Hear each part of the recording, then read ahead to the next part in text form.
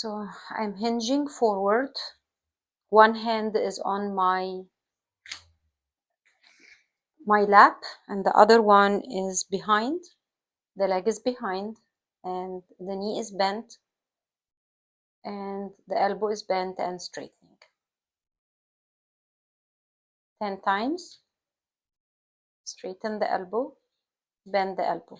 Bend the elbow just to 90 degrees, then straighten it fully.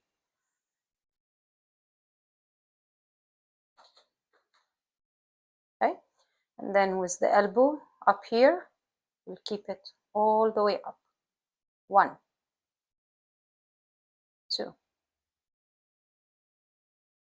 3, 4,